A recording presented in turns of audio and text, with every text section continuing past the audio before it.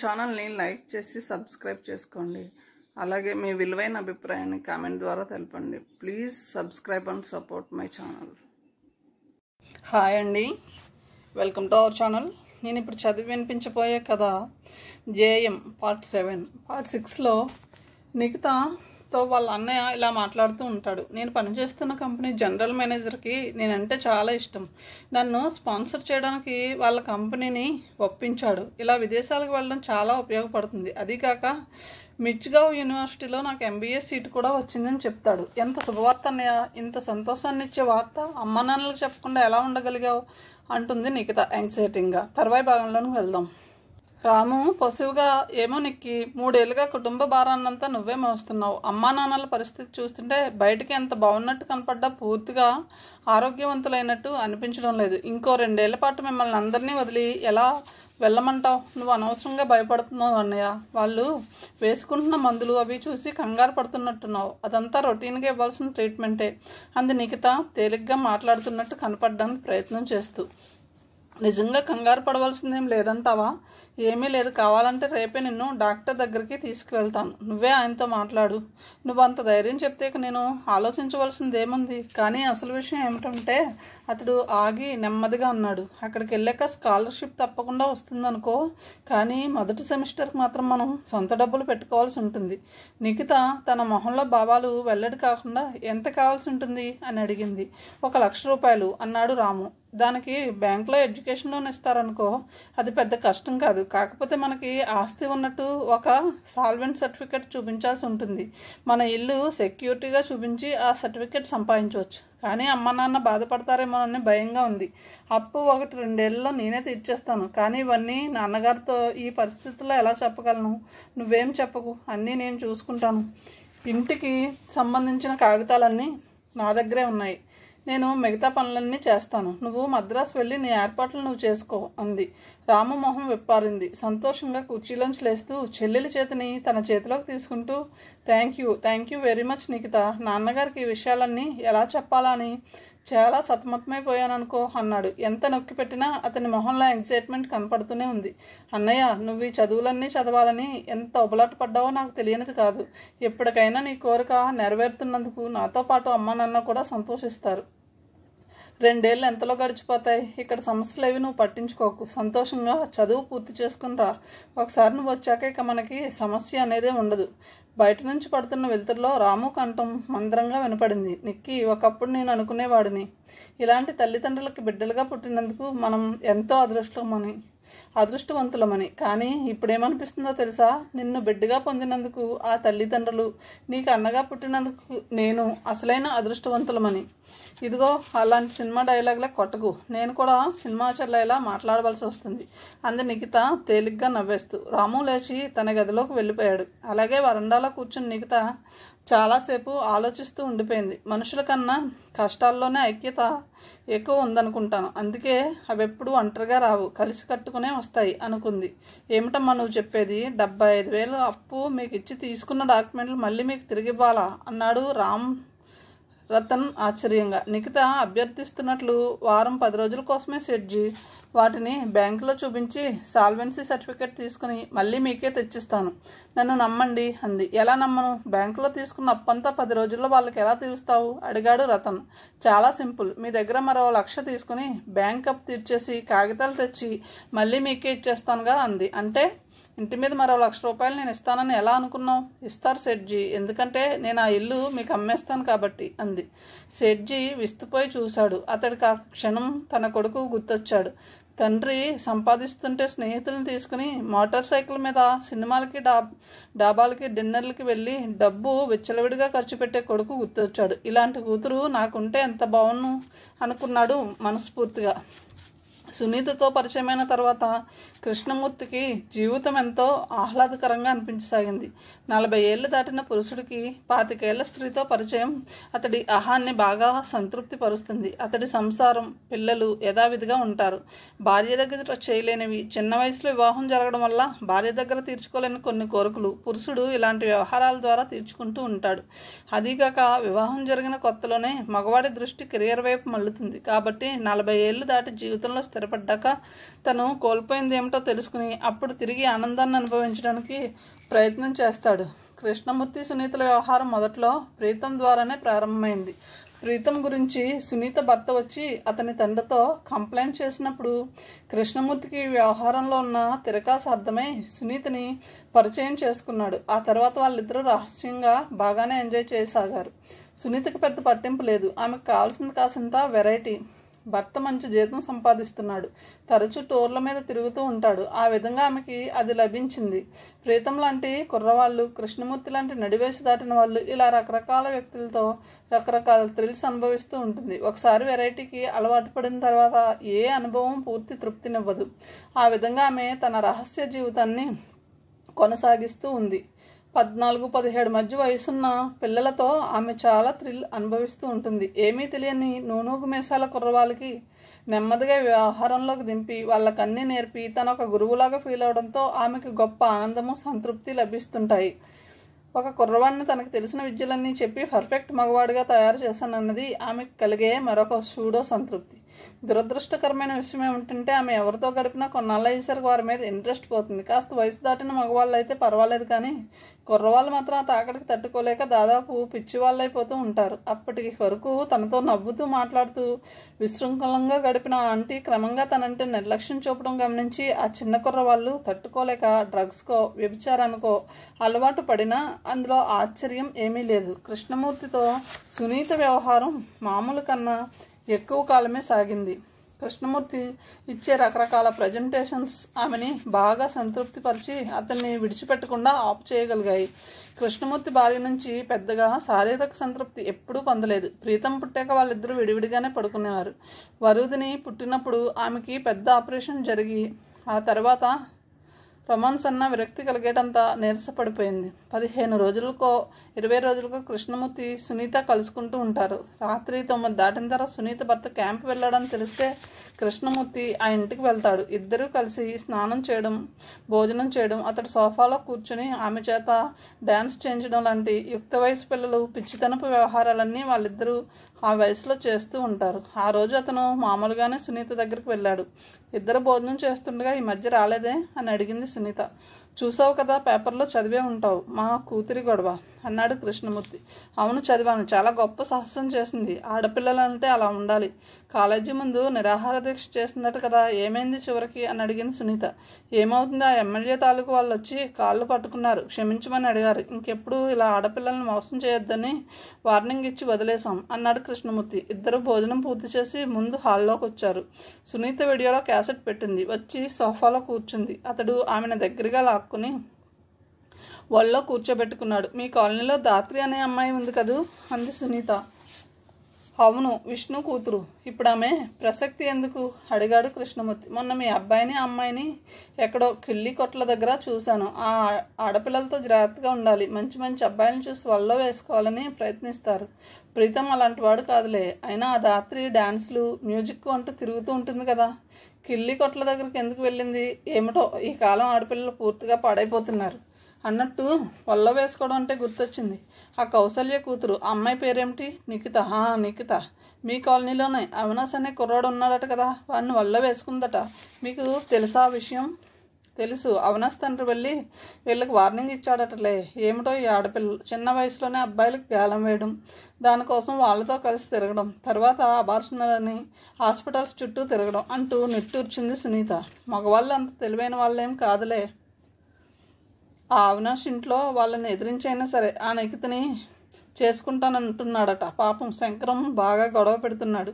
సునీత అతడి ఛాతీ మీద చెయ్యి వేసి వెంట్రుకలను వేలి చుట్టూ మెల్లి తిప్పుతూ ఏమిటో అసలు వాల్యూస్ అంటూ లేకుండా పోతున్నాయి అంది. అతడు ఆమె అనార్జితమైన వీపు మీద చెయ్యి వేసి మెడ నుంచి వెన్నెముక దాకా చేతిని కింద వరకు రాస్తూ ఆమెని రెచ్చగొట్టసాగాడు. మరో 5 నిమిషాల్లో వాళ్ళిద్దరూ ఈ ప్రపంచాన్ని మర్చిపోయారు. ఆ గదిలో చీకటి దట్టంగా అలుముకుంది. చీకటికి మాటలు రావు, నిశ్శబ్దంగా చూస్తుంది. మనిషి మనస్తత్వం ఎంత గమ్మత్తైంది.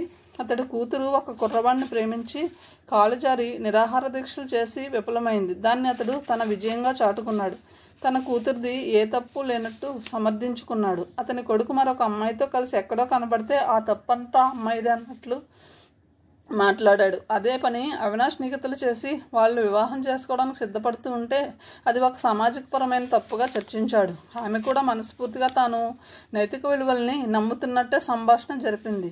భర్త క్యాంపుకి వెళ్ళగానే హై స్కూల్ కురవాళ్ళ నుంచి అందుబాటులో ఉన్న దాదాపు ప్రతి మగవాడితోనూ సంపర్కం పెట్టుకుంటూ యువతరం నైతిక విలువలు కోల్పోతుందని ప్రియుడి దగ్గర వాపోతుంది. నిజంగా తాము బయటికి మాట్లాడే మాటలను మనసులో కూడా నమ్ముతారో లేదో తెలియదు. భర్త ఉన్న సునీత, భార్య పిల్లలు ఉన్న కృష్ణమూర్తి రహస్యంగా కలుసుకుని ఒక పక్క మీద పడుకుని నైతిక విలువల గురించి ఈ విధంగా మాట్లాడడంలో అసహజమేమీ లేదు. దీనికన్నా ఇంకా చిత్రం ఏమిటంటే వీటన్నిటికీ తాము అతీతులమని వాళ్ళిద్దరూ మనస్ఫూర్తిగా నమ్మడం. మనుషుల్లో చాలామంది కోవకు చెందినవారే కదా. చీకటికి మాటలు రావు, వచ్చి ఉంటే అది వెలుగుతో అని ఉండేది. ఓ వెలుగా మనుషులందరూ కళ్ళ ముందు నిన్ను కోరుకుంటున్నారని మిడిసిపడకు. వాళ్ళ మనసుల్లో నేడు నిరంతరం ఉంటూనే ఉంటాను కదా. పోస్ట్ మ్యాన్ కవరు అందించి వెళ్ళాడు. చూడగానే అది తన ఆఫీస్ నుంచి వచ్చిన నోటీస్ అని నిఖితకి అర్థమైపోయింది. దాదాపు 4 రోజులుగా ఆమె సెలవులోనే ఉంది. రూల్ ప్రకారం ఆమెకి అంత సెలవు లేదు. అయినా జీతం నష్టం మీద సెలవు తీసుకుంది. ఇప్పుడు ఈ నోటీసులో ఇంకా సెలవు పొడిగింపబడదని వచ్చి జాయిన్ అవ్వమని ఉంది. నిఖితకి ఏం చేయాలో తోచలేదు. రాము అమెరికా ప్రయాణం మూలంగా తల్లి ట్రీట్మెంట్ వాయిదా వేయవలసి వచ్చింది. ఎటువంటి పరిస్థితుల్లోనూ తల్లిదండ్రుల స్థితి ఎంత దయనీయంగా ఉందో, వాళ్ళు మరణానికి ఎంత చెరువులో ఉన్నారో తెలియనివ్వకూడదని నిఖిత నిశ్చయించుకుంది. అటువంటప్పుడు రాము విదేశాలకు వెళ్ళకముందే ఆవిడకి మళ్ళీ తిరగబెడితే ఆ విషయం అతడికి తెలిసే ప్రమాదం ఉంది. అన్నిటికన్నా ముఖ్యంగా ఇల్లు అమ్మేసిన విషయం. నిఖిత ఆలోచనలో ఒక రకమైన సంక్లిష్టత ఉంది. ఆమె నిరంతరం ఆత్మవిమర్శన చేసుకుంటూ ఏది మంచో ఏది చెడో ఒక నిర్ణయానికి వస్తూ ఉంటుంది. కేవలం తనకి లాభం కాబట్టి ఒకే రకమైన వాదనలు పెంపొందించుకోదు. అవతలి కోణంలోంచి కూడా ఆలోచించి రెండు బేరీజ్ వేసుకుని అప్పుడు తన నిర్ణయానికి తాను సంతృప్తి పడుతుంది. తల్లిదండ్రుల అనారోగ్యం గురించి అన్నయ్యకి తెలియకూడదని, తమకంతా ఎందుకింత తాపత్రయం అని తనను తాను ప్రశ్న వేసుకుంది ఆమె.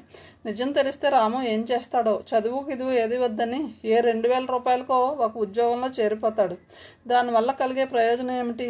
అది తమ ఆర్థిక ఇబ్బందుల్ని, తల్లిదండ్రుల అనారోగ్యాల్ని తుడిచిపెట్టగలుగుతుందా? లేదు. అయితే ఆ నిజాన్ని ఒప్పుకొని వచ్చిన అవకాశాన్ని వదిలిపెట్టకుండా రాము విదేశాలకు వెళ్ళిపోతే అతడు ఒక అవకాశవాదిగా, స్వలాభాపేక్ష గలవాడిగా చిత్రీకరించబడతాడు. చావు బతుకుల్లో ఉన్న తల్లిదండ్రులని బాధ్యతారహితంగా వదిలేసిన దుర్మార్గుడిగా నిందింపబడతాడు. దురదృష్టవశాత్తు ఈ ప్రపంచంలో ప్రతి మనిషికి తర్కానికి, సెంటిమెంట్కి జరిగే సంఘర్షణలో చివరి గెలుపు సెంటిమెంట్దే అవుతుంది. బాధ, విషాదం, త్యాగాలతో వాస్తవం కప్పబడిపోయి మనిషి ఆనందపు ముసుగు వేసుకుని ఆ సెంటిమెంటే తన జీవిత పరమావధి అనుకుంటూ తృప్తి పడతాడు. అసలైన తృప్తి వాస్తవాన్ని గ్రహించడంలో ఉందని, సెంటిమెంట్లో లేదని అనుకోడు. ఎందుకంటే సెంటిమెంట్ కన్నా వాస్తవం జీర్ణం అవడం చాలా కష్టం. దశరథ్ కూతురుతో చెప్పాడు. నిఖిత, రాము విదేశాల నుంచి తిరిగి వచ్చే వరకు మేముంటామో లేదో అన్నది అనుమానమే. ఈ కొద్ది రోజులు మన ఆర్థిక బాధలు, అనారోగ్యం అంతా మర్చిపోయి అందరం కలిసి ఆనందంగా గడుపుదాం. రాము ధైర్యంగా, సంతోషంగా ఇక్కడి నుంచి వెళ్ళడానికి తగిన పరిస్థితులు కలిగిద్దాం అన్నాడు. నిఖిత అది కరెక్ట్ అన్నట్లు తల ఊపింది. రాము కోసం స్వీట్లు చేసింది నిఖిత. అతడి బట్టలన్నీ ఉతికి ఇస్త్రీ చేసి సిద్ధం చేసింది. మార్వాడి దగ్గరికి వెళ్ళి సేల్ అగ్రిమెంట్ పూర్తి చేసింది. ఈ పనులన్నీ చేస్తున్నా ఆమెని ఆలోచనలు వదలలేదు. ఎందుకు తను రాముకి ఈ విషయాలన్నీ చెప్పలేకపోతుంది? రాము చదువుకోవాలి, పెద్ద ఉద్యోగం సంపాదించాలి, జీవితంలో స్థిరపడాలి, అందుకని చెప్పలేకపోతుంది. ఈ విషయం అతనికి తెలిస్తే నాకు ఈ విదేశీ చదువులు వద్దు, చివరి రోజుల్లో అమ్మా నాన్నని కనిపెట్టుకుని శుశ్రూష చేసుకుంటాను, నా చెల్లెల్ని ఉద్యోగం చేసి తల్లిదండ్రులను పోషించే స్థితి నుంచి తప్పిస్తానని పై చదువులకు వెళ్లకుండా ఆగిపోతాడు. ఒకవేళ తన అన్నయ్య ఇప్పుడున్న పరిస్థితుల్లో తను ఉండి తనని విదేశాలకు పంపించవలసి వస్తే ఏం మాట్లాడతాడు? వెళ్ళు నిఖిత, ఇక్కడ వ్యవహారాలన్నీ నేను చూసుకుంటాను. 2 సంవత్సరాలంటే ఎంతసేపు? నువ్వు ఒకసారి బాగా చదువుకొని వస్తే మన పరిస్థితులన్నీ చక్కబడతాయి. కానీ తను వెళ్తుందా? వెళ్ళదు. అమ్మా నాన్నలతో నేను ఇక్కడే ఉండిపోతానన్నయ్య, నా కోసం మీరందరూ ఇన్ని కష్టాలు పడుతూ ఉంటే నేను విదేశాలకు వెళ్ళి చదువుకోలేను అంటుంది. అన్నయ్యని విదేశాలకు వెళ్ళమని ప్రోత్సహించిన తను ఈ విషయం తెలిస్తే తన ఆ పరిస్థితిలో ఉంటే వెళ్ళలేదు. కానీ ఇప్పుడు అన్నయ్యకి ఈ విషయం తెలియనివ్వకుండా పంపిస్తుంది. ఈ తర్కం ఏమిటో ఆమె లేత మనసుకి అందలేదు. తార్కికంగా ఆలోచించేవాడెప్పుడు మెటీరియలిస్ట్గానే కనిపిస్తాడు. విమర్శలని ఎదుర్కొంటాడు. కానీ కొలిమిలో కాలిన ఇనుము స్వచ్ఛమైనట్లు అతడు కూడా స్వచ్ఛంగా పరిణితి చెందుతాడు. నిఖిత ఇప్పుడు ఆ ఎవల్యూషన్లోనే ఉంది. ఆఫీస్ వాళ్ళు ఇచ్చిన నోటీస్ పట్టుకుని మెట్లు దిగుతున్న నిఖితకి మహతి ఎదురైంది. కొత్త చీరలో బాగా ముస్తాబై అందంగా మెరిసిపోతుంది మహతి.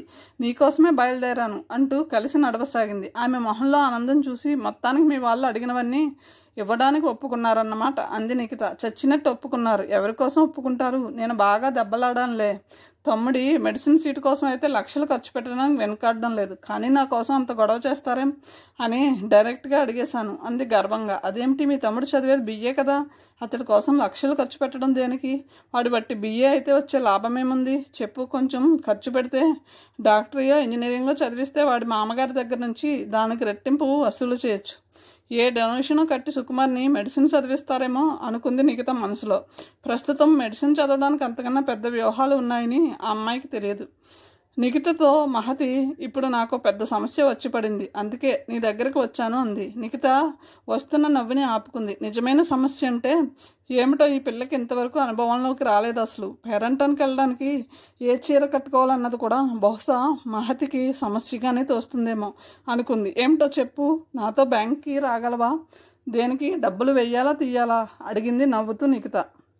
డ్రాప్ తీసుకోవాలి. నా అకౌంట్లో 3 లక్షలు ఉంది. డ్రాప్ తీసుకుని ఈరోజే స్పీడ్ పోస్ట్లో మా మామగారికి పంపాలి. ఇవాళే మంచి రోజట, తీసుకోమని నాన్నగారు మరీ చెప్పారు.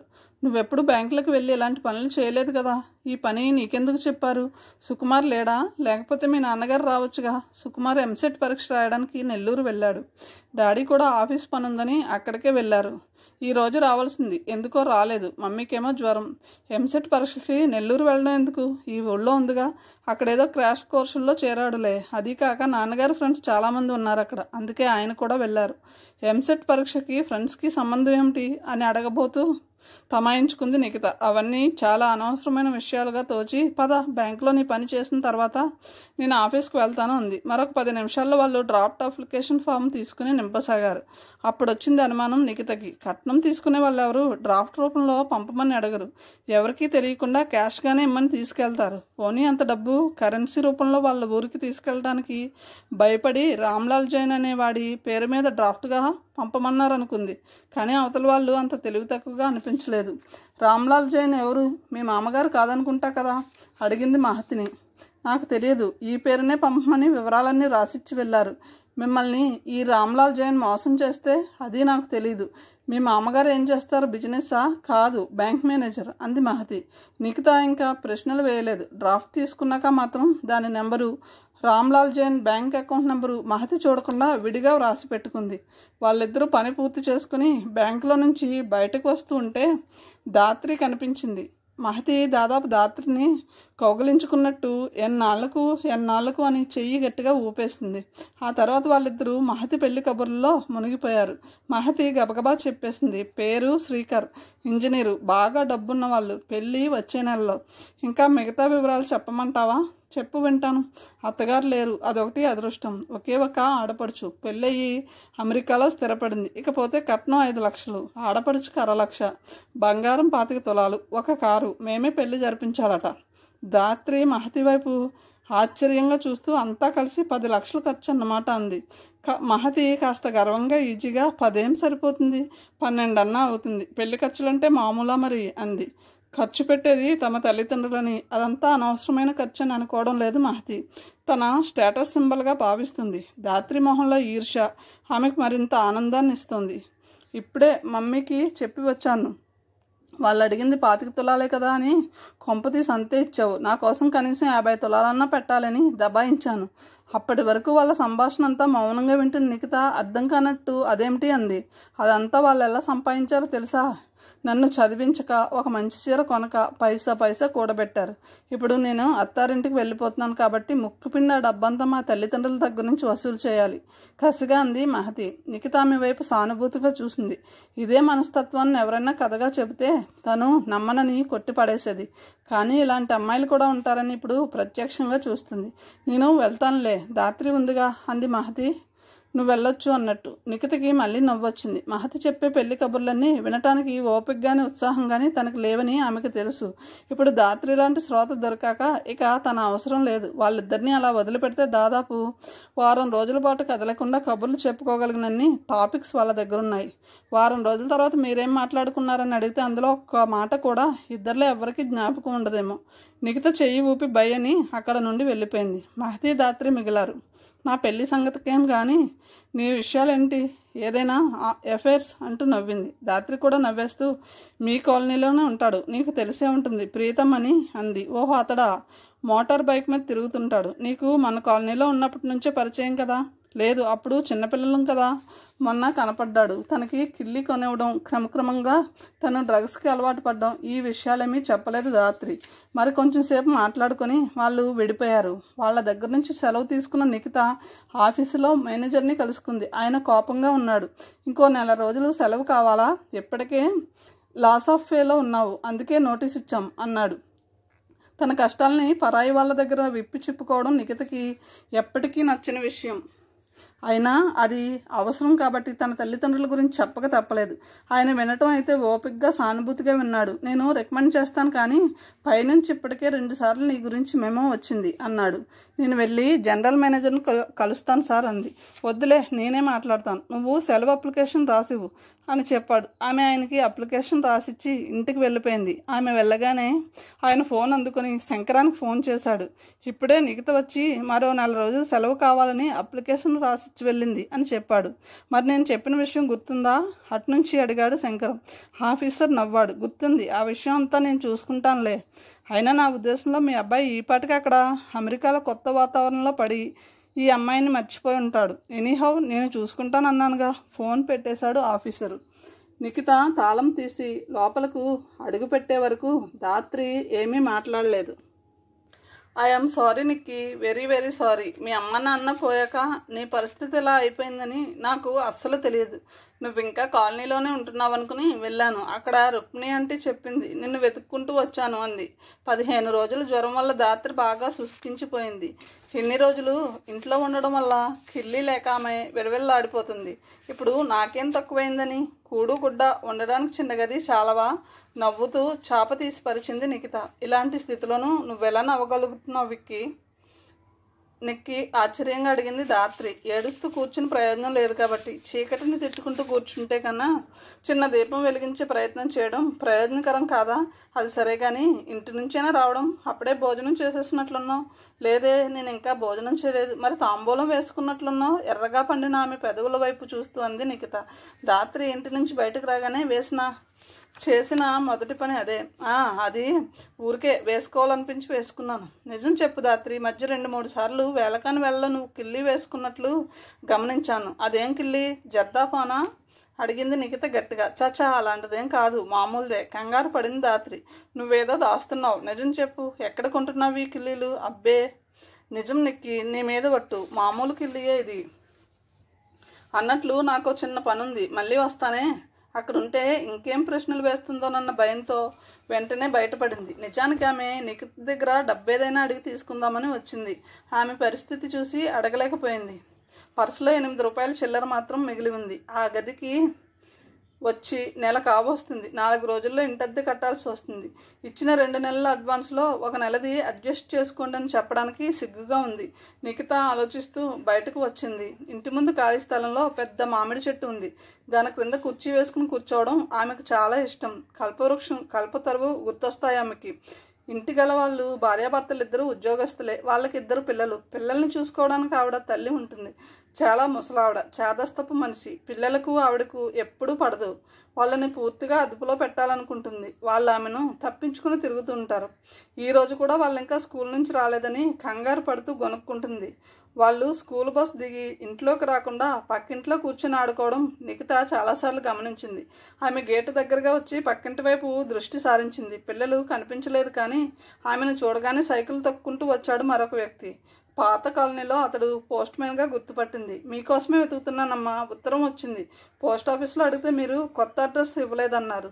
పాత కాలనీలో అడిగి తెలుసుకుని వచ్చాను అన్నాడు అతను. నిఖిత ఉత్తరం అందుకుని చూసింది. అవినాష్ చేతివ్రాత అంది. ఒక్క నిమిషం ఆగు, మంచినీళ్ళు తెచ్చిస్తాను. లోపలికి వెళ్ళి నీళ్లు తెచ్చి అందించింది. 2 రూపాయలు చేతిలో పెట్టి పంపింది. మిట్ట మధ్యాహ్నం వేళ అతడు ఉత్తరాలు బట్వాడా చేయడానికి వస్తే కాలనీలో అందరి ఇల్లు తలుపులు వేసి ఉండేవి. కౌసల్య మాత్రం ఉత్తరాలు వచ్చినా రాకపోయినా మంచినీళ్ళలో మజ్జిగో అతడికి ఇస్తుండేది. ఆ కృతజ్ఞతతో ఆమెను వెతుక్కుంటూ వచ్చాడతడు. కౌసల్య దశరథుల మృతి పట్ల విచారం వ్యక్తం చేసి మరీ వెళ్ళాడు.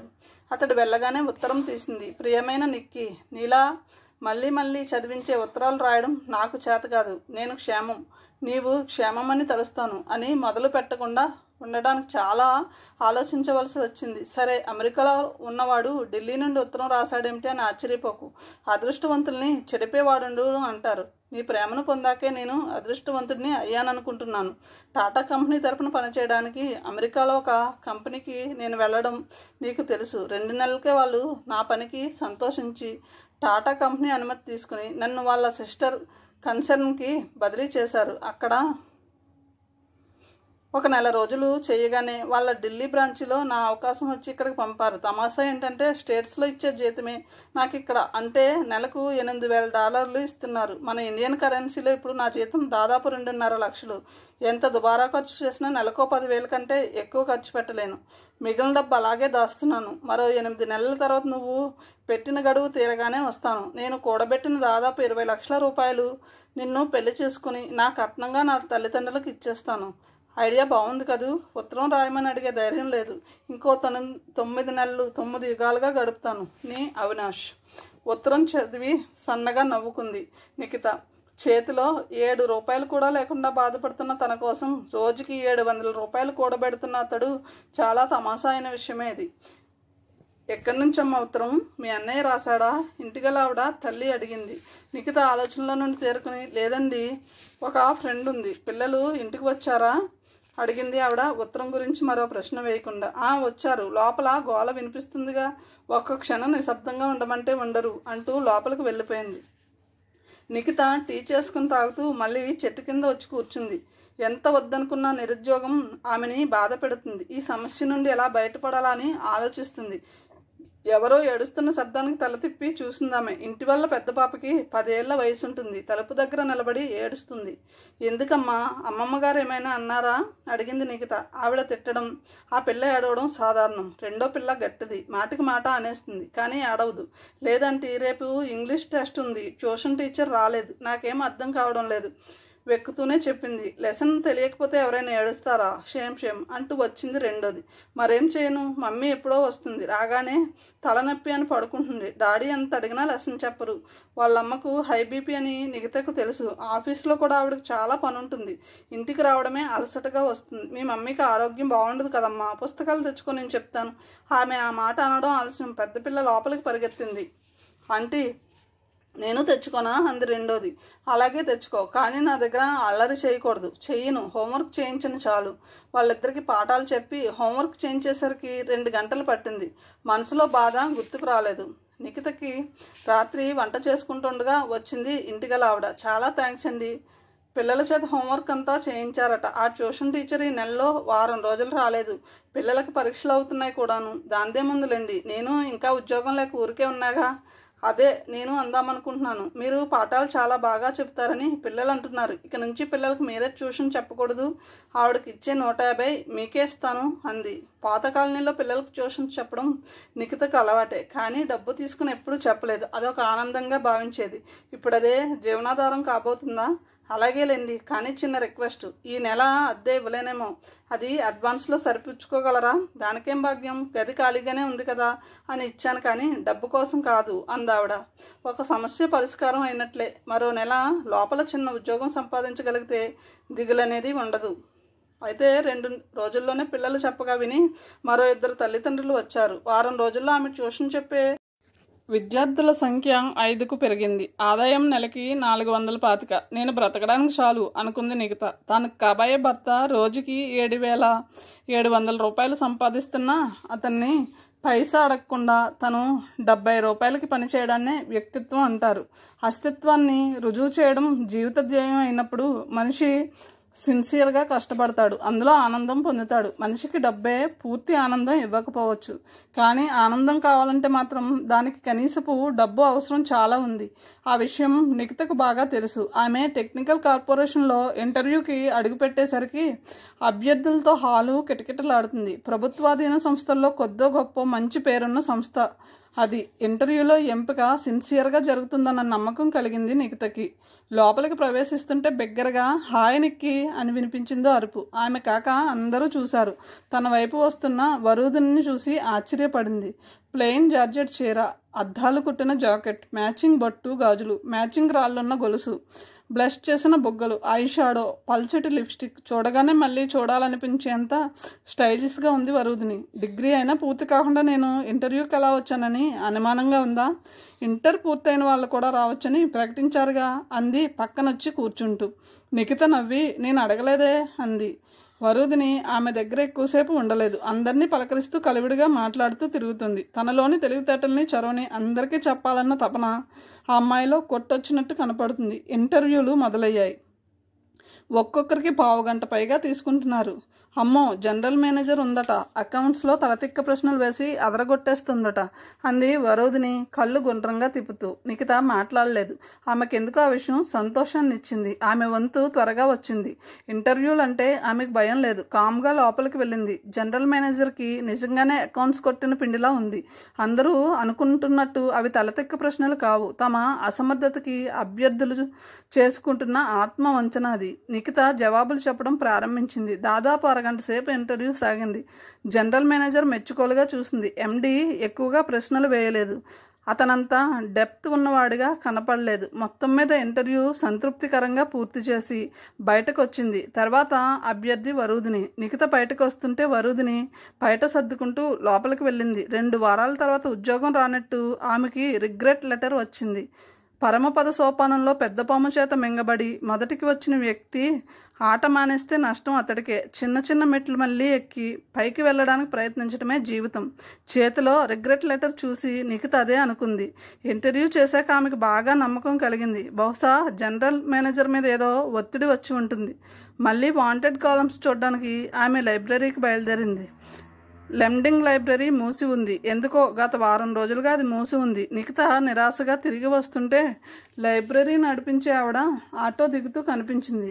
సారీ మేడం, మా అత్తగారింటికి వెళ్ళాను. ఆవిడకి ఒంట్లో బాగోలేదు, అందుకే ఈ మధ్య లైబ్రరీ తెరవలేకపోతున్నాం అంది. ఆవిడ నిండు గర్భిణి. సర్లేండి, సాయంత్రం వస్తాను అంది నిఖిత వెనుతిరుగుతూ. మేడం, ఆవిడ వెనక నుండి పిలిచింది. నిఖిత ఆగింది. మీరు పగలంతా ఖాళీగా ఉన్నారు కదా, ఒక 5-6 నెలలు లైబ్రరీ చూసుకోకూడదు? నెలకు 500 ఇస్తాను. అనుకునే అవకాశం. నిఖిత మరేమీ ఆలోచించకుండా తప్పకుండా రేపే వచ్చి చేరతాను అంది. రాత్రికి రాత్రి ద్రాక్ష తోటలు, బిల్డింగ్లు కేవలం కథలోనే సాధ్యం, లేదా అవతలి వారి బలహీనతల మీద ఆడుకునే మేధావులకి, రాజకీయ నాయకులకి, ఆబాలకి, గోండాలకి సాధ్యం.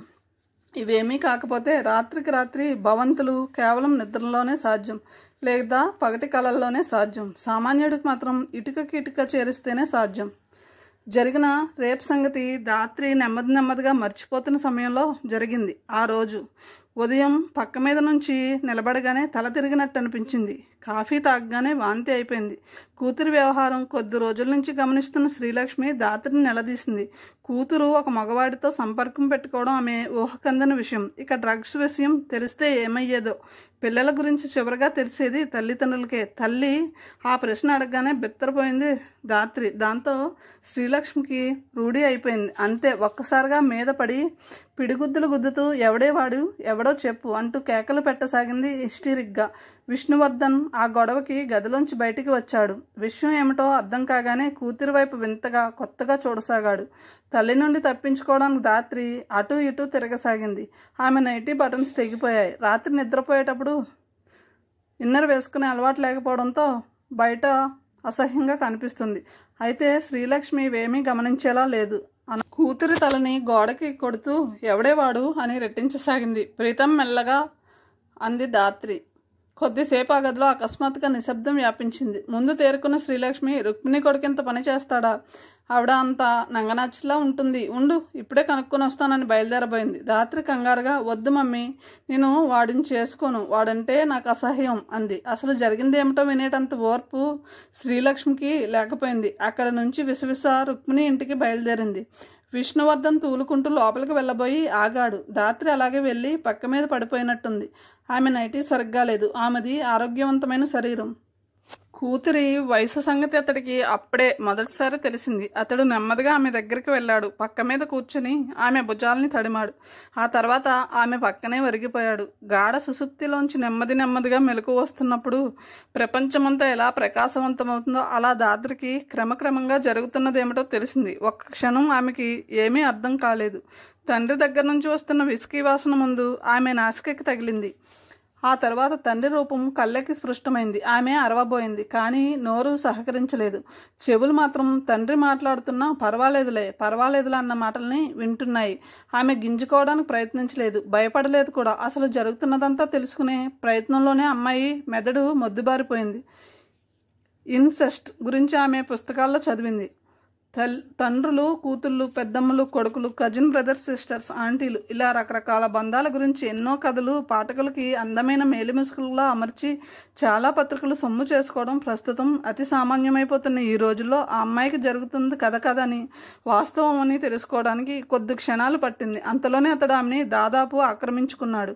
శరీరంలోని సత్తువునంతా చేతుల్లోకి తీసుకుని రాత్రి తండ్రిని బలంగా వెనక్కి తోసింది. పూర్తిగా మత్తులో ఉన్న విష్ణు ఆ ఊపికి దాదాపు మంచం మీద నుంచి క్రిందికి పడిపోయాడు. కష్టం మీద నబాయించుకుంటూ అతడు తిరిగి లేవబోతూ ఉండగా దాత్రి కాళ్లతో బలంగా కొట్టింది. అతడు వెనక్కి విరుచుకు పడిపోయాడు. మళ్ళీ లేవలేదు. తగలరాని చోట తగిలి పడిపోయాడో, తాగడు వల్ల కింద పడిపోవడంతో గుండె ఆగిపోయిందో తెలియదు, కానీ అతడిలో చలనం లేదు. నిమిషం తర్వాత అనుమానం వచ్చి దాత్రి మంచం మీద నుంచి క్రిందికి దిగి వంగి తండ్రిని చూసింది. అప్పటికతడి ప్రాణం పోయి 1 నిమిషం అయింది. టెక్నికల్ కార్పొరేషన్లో వరుదిని ఉద్యోగంలో చేరి 20 రోజులు కావస్తుంది. ఇంటర్వ్యూ ఎంతో బాగా చేసిన నిఖితని కాదని మేనేజింగ్ డైరెక్టర్ ఆమెకు ఆ ఉద్యోగం ఇచ్చాడు. ఒక పెద్ద కంపెనీలో కూతుర్ని పిలిచి ఉద్యోగం ఇవ్వడం రుక్మిణికి గర్వకారణం అయ్యింది. ఆ మూడ్లో వరుదినికి అనేక రకరకాల ఖరీదైన దుస్తులు కుట్టించింది. ఆ దుస్తుల్లో వరుదినికి మరింత అందంగా కనపడుతుంది. రోజుకో డ్రెస్లో ఎంతో ఆకర్షణీయంగా తయారై ఆఫీస్కి వెళ్తుంది వరుదిని. ప్రతిరోజు ప్రభాత్ కుమార్ ఆఫీసులోకి అడుగుపెట్టగానే అతన్ని చూసి మనోహరంగా నవ్వుతూ గుడ్ మార్నింగ్ అంటుంది. అలా అనడంలో ఈ రోజంతా ఇక నేను మీకోసమే అనే అర్థం స్ఫురిస్తుంది. ప్రభాత్ కుమార్ తన క్యాబిన్లోకి వెళ్ళిన 2 నిమిషాల్లో ఆమెకు పిలుపు వస్తుంది. లోపలికి వెళ్ళగానే ఒళ్ళో వాలిపోతుందని ఎదురు చూస్తాడతను. అప్పుడు వరుదిని జాగ్రత్త పడుతుంది. ఒక ఉన్నత ఉద్యోగి ఎదురుగా ఒక పర్సనల్ అసిస్టెంట్ ఎంత వినయంగా ఉండాలో అలాగే ఉంటుంది. అవసరమైనంత వరకే మాట్లాడుతుంది. అతడు తికమక పడ్డం చూసి లోపలే నవ్వుకుంటూ ఉంటుంది. పాత అనుభవాలు వరుదినికి మంచి పాఠాలు చెప్పాయి. ఒక స్టూడెంట్ మోసం చేస్తే ఎదురుగా టెంట్ వేసి నిరాహార దీక్ష చేసి ఫెయిల్ అయిన వరుదిని ఇప్పుడు తనపై అధికారిని చాలా జాగ్రత్తగా ఉచ్చులో బిగించడానికి ప్రయత్నిస్తుంది. ప్రభాత్ కుమార్ ఆమెని చాలాసార్లు డిన్నర్కి ఆహ్వానించాడు. ఆమె మర్యాదగానే తిరస్కరించసాగింది. ఆఫీస్ స్టాఫ్లో చాలామంది అబ్బాయిలు ఆమె వెనుకపడడం, ఆమె వారికి ఎలాంటి ఛాన్స్ ఇవ్వకపోవడం ప్రభాత్ కుమార్ గమనిస్తూనే ఉన్నాడు. దాంతో రోజు రోజుకి అతడికి ఆమె పట్ల ఆకర్షణ ఎక్కువవుతుంది. ఆ రోజు ఆమె మరీ స్పెషల్గా తయారై రావడం అతడు గమనించాడు. పింక్ కలర్ డ్రెస్లో బంగారపు బొమ్మలా మెరిసిపోతుంది. కళ్ళు తిప్పుకోకుండా ఆమె వైపు చూస్తూ తన ఛాంబర్లోకి వెళ్ళిపోయాడు. గదిలో టేబుల్ మీద పెద్ద పూలగుచ్చం, పక్కనే కార్డు ఉన్నాయి. అతడు ఆశ్చర్యంగా దాన్ని తీసి చూశాడు. బర్త్డే గ్రీటింగ్ కార్డు, క్రింద సంతకం లేదు. అతడు వరుదిని లోపలికి పిలిచాడు. ఈ బొకే ఎవరు పంపారు అని అడిగాడు. నేనే తెచ్చాను సార్, ఈరోజు మీ పుట్టినరోజు కదా, మాటల్లో విష్ చేయడం కంటే పూలతో ఆ మాట చెప్పడం బాగుంటుందనిపించింది అంది సన్నటి స్వరంతో. నా పుట్టినరోజు అని నీకెలా తెలుసు? మనసుంటే మార్గం ఉంటుంది కదా, కళ్ళు దించుకొని చెప్పింది. అంత మనసున్న దానివి నన్నెందుకు దూరంగా ఉంచుతున్నావు?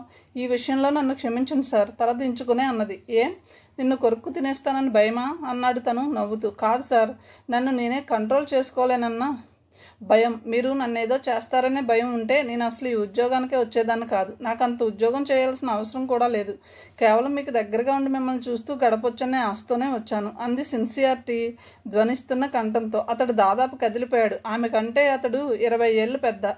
అంత పెద్దవాడిని ఒక అమ్మాయి నీ కోసం నేను ఇదంతా చేస్తున్నానంటే అతడు ఐఏఎస్ ఆఫీసర్ కానీ, హార్ట్ స్పెషలిస్ట్ కానీ, ఇంజనీర్ కానీ ఎవరైనా సరే తల మునకలయ్యేంత ప్రేమలో పడకేం చేస్తాడు? ఎంఏ పాస్ అయ్యే వరకు ప్రభాత్ కుమార్ అతి సాధారణ మనిషి. తర్వాత సివిల్ సర్వీసెస్ పరీక్షలు కష్టపడి చదివాడు. అతన్ని చదివించిన మామయ్య కూతుర్నే పెళ్లి చేసుకున్నాడు. ఆవిడ అనాకారి, కృతజ్ఞతా భావనతోనే చేసుకున్నాడు. కానీ ఆ తర్వాత అతడికి జీవితం పట్ల బాగా విరక్తి పెరిగింది. అతడి భార్యకి అతడి పట్ల విరక్తి కలిగింది. కారణం స్త్రీలు. అయితే ఇప్పుడు అతని ఎదురుగా స్త్రీ మాత్రం అతన్ని నిలువెల్లా దహించి వేస్తుంది. ఎందరో స్త్రీలతో లేనిది ఆమెలో అతడికి కనబడుతోంది. రోజు రాత్రి నువ్వు నాతో డిన్నర్కి వస్తున్నావు. నా పుట్టినరోజున నన్ను సంతోషపెట్టాలని నీకుంటే తప్పకుండా రా అన్నాడు. అలాగే సార్ అందామె. అతడు అదిరిపడ్డాడు. ఇంత తొందరగా ఆమె డిన్నర్కి ఒప్పుకుంటుందని అతడు అనుకోలేదు. దాదాపు 3 నెలల నుంచి కనీసం చిరునవ్వుకి అంగీకారంగా చిరునవ్వు సిగ్నల్ ఇవ్వని ఆమె ఈ రోజు ఒప్పుకోవడం అదృష్టం అనుకున్నాడు. నాకు మధ్యాహ్నం పర్మిషన్ ఇప్పించండి అంది వినయంగా. ఆమె ఎందుకు అడుగుతుందో తెలియని అతను సరే నిరభ్యంతరంగా అన్నాడు. ఆ రాత్రి అతన్ని డిన్నర్ కోసం హోటల్లో కలుసుకుంది. ఆమెను చూస్తుంటే అతనికి మతిపోయింది. గంధం రంగు షిఫాన్ చీర వంటి రంగులో కలిసిపోయింది. పల్చటి చీరలోంచి దాదాపు కనిపిస్తూ పిచ్చివాణ్ణి చేసింది. డిన్నర్ చేసి బయటికి వచ్చి కారులో కూర్చోగానే అతడు ఆమెని దగ్గరికి లాక్కొని గట్టిగా ముద్దు పెట్టుకుని ఐ లవ్ యూ అన్నాడు తమకంగా. I want you Prabhat. నన్ను ఎక్కడికైనా తీసుకెళ్ళండి. ఈ రాత్రి ఈ ప్రపంచానికి దూరంగా మీతో గడపాలి నేను అందామె అతన్ని అల్లకపోతూ. అతడు ఆమెను తన స్నేహితుడి ఫామ్ హౌస్కి తీసుకెళ్లాడు. దాదాపు 20 ఏళ్లుగా ప్రభాత్ కుమార్కి అమ్మాయిలతో శారీరక సంపర్కం ఉంది. కానీ జీవితంలో ఏనాడు అనుభవించినంత సుఖాన్ని వరుదిని అతడికి అందించింది. మగవాడిని తృప్తిపరచడానికి ఆడవాళ్ళు ఎలాంటి తెలివితేటలతో కూడిన విద్యలు ప్రదర్శిస్తారో అవన్నీ అతడికి రుచి చూపించింది. అప్పటి వరకు అతడు చదివిన ఇంగ్లీష్ నవలలోని సంఘటనలన్నిటినీ వరుదిని పూర్తిగా అధిగమించింది. ఇవన్నీ నీకెలా తెలుసు అని అడిగాడు. ఆమె సిగ్గుతో తలవంచుకుని అంది. మధ్యాహ్నం పర్మిషన్ పెట్టింది దీనికోసమే. నాకు స్నేహితురాలు ఉంది. 1 ఏడాది క్రితం పెళ్ళయింది. భర్తతో తన జీవితం గురించి ఎప్పుడూ నాకు చెబుతూ ఉండేది. ఆమె దగ్గరికి వెళ్ళి అడిగాను. ఈ రాత్రి మనకి మొదటి రాత్రి అలాంటిది. దాన్ని జీవితంలో మర్చిపోలేనంత మధురంగా మలుచుకోవాలని నా కోరిక. అందుకే సిగ్గు విడిచి ఆమె దగ్గరికి వెళ్ళాను. ఆమె తన దగ్గరున్న పుస్తకాలు కొన్ని ఇచ్చింది. మిగతావి చెప్పింది. ప్రభాత్ కుమార్ పూర్తిగా కరిగిపోయాడు. తనకి అన్ని విధాలా సహకరించి పూర్తిగా తృప్తినిచ్చే స్త్రీని పురుషుడు మెచ్చుకుంటాడు. వరుదిని అతడి చేతుల్ని తన చేతుల్లోకి తీసేసుకుంటూ తల మరీ క్రిందికి వంచేసుకుని మీకు విషయం చెప్పనా అంది. ఏమిటి అన్నాడు. ఇందులో ఇంత సుఖముంటుందని నాకు తెలియదు. You are really great. Prabhat Kumar పూర్తిగా ఫ్లాట్ అయిపోయాడు. మగవాడి ఈగోని స్త్రీ తృప్తిపరిస్తే అంతకన్నా కావాల్సింది అతడికి ఇంకేమీ ఉండదు. ఈ నిజాన్ని వరుదినికి చెప్పినాడు ఒకప్పటి ఆమె ప్రియుడు సందీప్. అయితే అప్పట్లో అనుభవం లేక ఆమె దాన్ని అమల్లో పెట్టలేకపోయింది. ఆనాడు తన పాత బాయ్ ఫ్రెండ్స్ నేర్పిన విద్యలన్నీ ఇప్పుడు ఆమెకు చాలా ఉపయోగపడ్డాయి. ప్రభాత్ కుమార్ మాత్రం ఇదంతా ఆమె స్నేహితురాలు థియరిటికల్గా చెప్పిన పాఠాలే అనుకుంటున్నాడు. స్త్రీ అమాయకురాలని పురుషుడు అనుకుని సంతృప్తి పడతాడు. పురుషుణ్ణి అమాయకుణ్ణి చేసి స్త్రీ సంతృప్తి పడుతుంది. ఆ రాత్రి ఆమె నిద్రపోలేదు. అతన్ని నిద్రపోనివ్వలేదు. ఉదయం వీడ్కోలు తీసుకుంటూ అతడి గుండెల మీద పడి వెక్కి వెక్కి ఏడ్చేసింది. ఆ తర్వాత 4 రోజులు ఆమె ఆఫీస్కి వెళ్ళలేదు. కనీసం అతడికి ఫోన్ చేయలేదు. ప్రభాత్ కుమార్ పిచ్చెక్కిపోయాడు. మొదటి రోజు మామూలుగానే ఉన్నాడు. ఆమె జ్ఞాపకాలు తలుచుకుంటూ హాయిగా గడిపాడు. ఆ రాత్రి కొంచెం బాధ అనుభవించాడు. 2వ రోజు కూడా ఆమె రాకపోతే నిరాశపడ్డాడు. 3వ రోజుకి ఆమె ఏమైందో తెలియక కంగారు పడ్డాడు. 4వ రోజుకి మతిస్థిమితం తప్పిన వాడిలా తయారయ్యాడు. 5వ రోజు ఉదయం ఆమె ఫోన్ చేసింది. ఏమైపోయావు అడిగాడు కంగారుగా. అతడి కంఠంలో ఉద్వేగాన్ని ఆమె గుర్తించింది. ఏమీ కాలేదు సార్. ఉద్యోగం రాజీనామా చేద్దామనుకుంటున్నాను. వాట్? ఎందుకు అరిచాడు. ఆమె సన్నటి స్వరంతో చెప్పింది. మిమ్మల్ని చూస్తూ నన్ను నేను కంట్రోల్ చేసుకోలేను. అది మీకు నాకు కూడా సమస్య తెచ్చిపెడుతుంది. ఒక్క రాత్రిలో ఒక జీవితానికి సరిపడే సంతృప్తిని నాకు ఇచ్చారు. ఆ జ్ఞాపకాలతో నా జీవితాంతం బతికేస్తాను. అమ్మ వాళ్ళు సంబంధాలు చూస్తున్నారు. ఎవరినో ఒకరిని కట్టుకుని ఈ ఊరి నుంచి దూరంగా వెళ్ళిపోతాను. నా జీవితం ఇంతే అనుకుని సంతృప్తి పడతాను. డామిట్, నిన్ను కలవాలి, వెంటనే రా అన్నాడు అతను. వద్దు సార్, మీరు పిలిస్తే నేను రాకుండా ఉండలేను. నన్ను టెంప్ట్ చేయకండి. కాదు, నువ్వు నాకు కావాలి. నిన్ను వదిలి నేను ఉండలేను. కానీ మా వాళ్ళు పెళ్ళి. నువ్వు రా, ఒకసారి మాట్లాడుకుందాం. మాట్లాడడానికి ఏమీ లేదు సార్. కానీ వరుదిని, నువ్వు లేకుండా నేను బ్రతకలేను. మీరు పైకి చెప్తున్నారు, నేను చెప్పలేకపోతున్నాను. అంతే తేడా. మన ఇద్దరం కలిసి ఉండాలంటే ఒకటే మార్గం ఉంది. ఏమిటి? పెళ్ళి. అదిరిపడ్డాడు. ప్రభాత్ కుమార్ అదిరిపడ్డాడు. 2 క్షణాల్లో అతనికి విషయం అర్థమైంది. వరుణ్తో తను జీవితాంతం గడపాలంటే అంతకన్నా మార్గం లేదు. కానీ తన మామగారు భార్య అదే చెప్పాడు. దానికి ఆమె మార్గం చెప్పింది. మనం ఎక్కువ మందికి తెలియకుండా సీక్రెట్గా పెళ్లి చేసుకుందాం. నా వైపు నుంచి మీకు ఏ సమస్య ఉండదు. ఒక్క మాట మాత్రం నిజం ప్రభాత్, నువ్వు లేకుండా నేను బ్రతకలేను. మీ వల్ల నాకు సంతానం కలగకపోయినా సరే, ప్రపంచాన్నంతా ఎదిరించాల్సి వచ్చినా సరే, నేను అన్నిటినీ త్యాగం చేయడానికే నిశ్చయించుకున్నాను. తూచి మాట్లాడుతుంది వరుదిని. అన్నీ తనే అడిగినా అవతల నుంచే ఏ ఆఫర్స్ వస్తున్నట్టు, తనెంతో గొప్ప త్యాగం చేసి వాటన్నిటిని ఒప్పుకుంటున్నట్టు సంభాషిస్తుంది. మగవాళ్ళ మీద, ప్రపంచం మీద, తనకు జరుగుతున్న అన్యాయం మీద ఆమెకి ఏర్పడిన కసి ఈ విధంగా తీర్చుకుంటూ తన జీవితాన్ని పూలబాటగా చేసుకోవాలని ఆశిస్తోందన్న విషయం ఆమెకు తప్ప మరెవరికీ తెలియదు. ఆ తర్వాత 4 రోజులకి వారిద్దరికీ రహస్య వివాహం జరిగింది. పిత్రా రక్షతి కౌమారే, భర్త రక్షతి యవ్వనే. బాల్యంలో తండ్రి, యవ్వనంలో భర్త స్త్రీని రక్షించాలి అన్నాడు మనువు. ఎత్ర నార్యన్స్తు పూజ్యంతే రమంతే తత్ర దేవత. ఏ కులంలో స్త్రీలు పూజింపబడతారో ఆ కులాన్ని దేవతలు మెచ్చుకుంటారు అని కూడా అన్నాడు. ఉన్మత్త ప్రేమ సరంభాదారంభతే యదా యద్దజ్జన. ఒక స్త్రీ ఏదైనా పని చేయదలుచుకుంటే దాన్ని ఆపుచేసే శక్తి బ్రహ్మకు కూడా లేదు అని దీని భావం. ఈ అభిప్రాయాన్ని వెలిబుచ్చిన వాడు భర్తృహరి. ప్రాప్తము లేక వస్తువులు పట్టపడంగా నేరవు అన్నారు భాస్కర శతకంలో పండితులు. రాక్షసులు దేవతలతో స్నేహం చేసి మందరగిరిని కవ్వంగా చేసి అత్యాశతో అమృతం పైకి తెచ్చినా అది వారికి దక్కలేదు అని దీని అర్థం. స్త్రీ గురించి చింతన అనాది నుంచి పండితుల్ని వేధిస్తూనే ఉందని ఈ శ్లోకాలు, పద్యాలు చరిత్రలో మనకి చెప్తూ ఉన్నాయి. కథను ఇంతటితో ముగిస్తున్నాను. తిరిగి తర్వాయి భాగంతో కలుద్దాం. Thank you.